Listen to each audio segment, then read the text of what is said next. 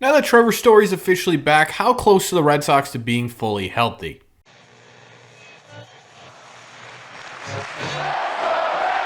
What is going on, everybody? Welcome back to Red Seat Radio. My name is Corbin, and Trevor Story officially made his season debut last night. For those of you who do not know, he did go 0 for 4, but it was nice to see him back on this team, and it begged the question, what about the other three major names on this Red Sox IL that are desperately needed by the Boston Red Sox right now? How close are they to making their major league return? Plus, on top of that too, it's August, and we have yet to make our IL injury update video, and based on what happened last night, it's probably a good idea to do it today and figure out when our starting pitching is going to be coming back. So what we are going to be doing in today's video is we're going to be breaking down everyone on the Red Sox injured list. We're going to talk about where they are in recovery, what their expected return date is. We're going to be talking about what kind of impact they could have on the Red Sox once they come back, and we're also going to be trying to guess what the move to get them back on the roster is going to look like, just to add a fun new twist to these type of videos. But before we do get into that, summer is coming to an end, but there is still time to get some awesome Red Sox merch from Foco.com. Foco, Foco.com has some of the most unique Red Sox apparel on the internet, whether that is some Red Sox clogs or slides for your feet, or maybe a Red Sox bathing suit or Hawaiian shirt and more. Celebrate the last couple of weeks in style by going to Foco.com, Foco, and using code REDSEATRADIO, all one word, REDSEATRADIO, at checkout for 15% off not only summer apparel items, but everything store-wide. Again, that is Foco, Foco.com, with code REDSEATRADIO, all one word. Thank you to Foco for sponsoring this one. Thank you for clicking on this one. Let's get into it.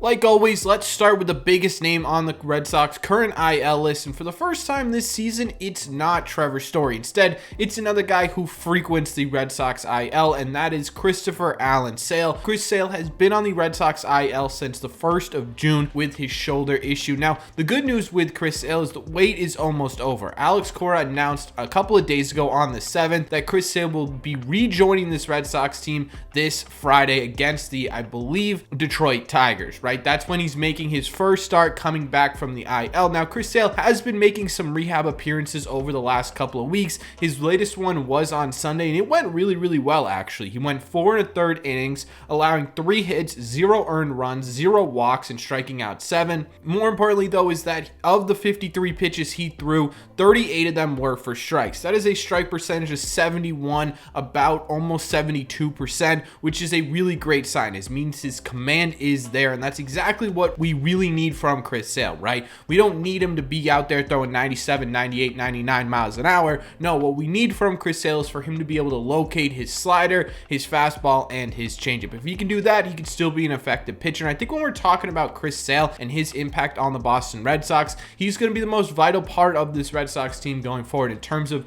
additions to the team, right? And I know that's a lot of pressure to put on one person, but when your name's Chris Sale and you can do what you've been able to do throughout your career, that pressure is warranted, right? Even to get Chris Sale back for 4.5 innings every 5 days is going to do wonders for this Red Sox team and have a ripple effect all over it, right? When you're talking about what the state of the bullpen is right now, to get 4 innings from Chris Sale slowly helps these guys get back into the roles that they're needed in, and they're not going to be used as much as they were in the past. So to get Chris Sale back, in my opinion, is going to be one of the biggest parts of the 2023 season, and how he does when he comes back in terms of actual on-field success is also going to be extremely important as well to the success of this Red Sox ball club. And honestly, I think if Chris Sale comes back and he does really well, this could be a bit of a different team. If he comes back and he stinks it up and he's not doing very well, it takes him a while to get back to what he was halfway through this year, then yeah, we're going to have a really big problem. But Chris Sale isn't the only big name on this list that is returning to the Red Sox very soon here. Garrett Whitlock is also coming back within the next couple of days. Alex Cora, on the same day he talked about Chris Sale, also said Garrett Whitlock will be rejoining the Boston Red Sox on Sunday. Now, Now, for those of you who may not have heard my substitute video here with my girlfriend coming in and talking about it, Garrett Whitlock will be coming back as a reliever. So what their plan is to have Garrett Whitlock make one rehab appearance, which will be tonight with the Worcester Red Sox, and then make his way back to the Red Sox 26-man roster on Sunday to rejoin them as a reliever. Honestly, the more I think about this decision, the more I like this decision, at least for the rest of 2023. Maybe it's a bigger discussion over the offseason going into 2024, but for now, what the Red Sox are able to do by having Whitlock come back out of the bullpen is to maximize his appearances and maximize his outings while also being able to limit his actual innings pitched. And so I think what they're trying to do is get the most out of Whitlock over the shortest period of time without having to limit as many innings as they would if he was a starting pitcher. So I actually do really like the idea of having Garrett Whitlock come out of the bullpen, at least for the rest of 2023. And obviously, this is going to be a huge impact on the Red Sox bullpen. Getting a guy like Whitlock back there who's had proven elite success in the bullpen is going to be a really awesome addition to the pen, especially when he comes back into a role, like Alex Cora said, in a multi-inning relief role, right? With Chris Sale only being able to pitch 4-ish innings probably coming back, and with guys like Cutter Crawford not going super deep into games, James Paxton, Bayo haven't been going deep into games lately, Garrett Whitlock could be a real big factor in helping this team win ball games in those 6, 7, 8 type innings over the next couple of months. Now, I would tamper expectations a little bit with what you're expecting from Garrett Whitlock out of the bullpen, right? He's a bit of a different pitcher right now. Alex Cora said his velo was up, but in his latest batting practice simulation type pitching thing, he ended up hitting around 93, 94 miles an hour, not really the 96, 97 we're used to from Garrett Whitlock out of the bullpen, so it may take him a little bit to ramp up to that point. At least for right off the bat, I wouldn't expect Garrett Whitlock to be that sort of insane lockdown superstar type ace bullpen arm that we've seen in the past, but he definitely could get there, and either way, it's still going to be a great addition to the Red Sox bullpen. My guess for official move to get Garrett Whitlock into the bullpen is going to be option or DFA. I can't really remember if he has any options left. Yovera, who we've seen a couple of times, I think Garrett Whitlock will take that role Yovera's been used for these last couple of days, but he'll do it at a much better rate. So in my opinion, it will be Yovera when Garrett Whitlock gets back. The final sort of big impact type piece coming off the IL or making his way back from the IL is Tanner Houck. He is scheduled to make his first rehab appearance on Thursday, so tomorrow, which will be great news for the Red Sox, right? They are stretching him out as a starting pitcher, so that means that they are going to have to take their time with him in rehabbing, right? They're not going to be able to do what they're doing with Garrett Whitlock, where they're just giving him one appearance, then throwing him back in the bullpen. They're going to have to be a bit more cautious. We're probably going to see a couple of rehab appearances from Tanner Houck, and it looks like the target date to get Tanner Houck back onto the Boston Red Sox is August 16th, which would put him right smack dab in the middle of the Washington Nationals series, and it will put him right kind of smack dab into the hardest stretch of the Red Sox 2023 season, where they face Houston, LA, and then Houston once again. So it's kind of the perfect time to get Tanner Houck back, but again, he's trailing a little bit behind the other two, and I think that's mostly because they are stretching him out as a starter. Now, in terms of Tanner Houck's impact once he comes back, I actually think this is a guy who we could see the most immediate impact from. And the reason I think that is because Tanner Houck didn't have an injury to his arm. He didn't have an injury to his legs. It wasn't a mechanical thing wrong with him, right? It wasn't his back or his thigh or a hamstring or an oblique, right? It was his face. And obviously that is a really scary injury to come back from, but mechanically it doesn't change a whole lot. So once he comes back, he could be the guy who's closest to being absolutely 100%, because you want all your players to come back 100%, but realistically, right, having Garrett Whitlock make one appearance in a rehab assignment and then back in the bullpen, you're probably going to get 90-95% ready Garrett Whitlock. Having Chris Sale make 2 appearances in Worcester and then coming back to the Red Sox, you're probably going to get 85-90% Chris Sale. So, but there is a decent chance that if you can get Tanner Houck a couple of rehab appearances and then bring him up, he could be close to, if not 100% when he comes up. So in my opinion, Tanner Houck could be the the most immediate impact type player the Red Sox bring back over the next couple of weeks. But either way, it looks like the big three names on the Red Sox IL are all going to be back within the next couple of days, which is great for the Boston Red Sox, right? They desperately need pitching, so to see these guys making their way back is at the bare minimum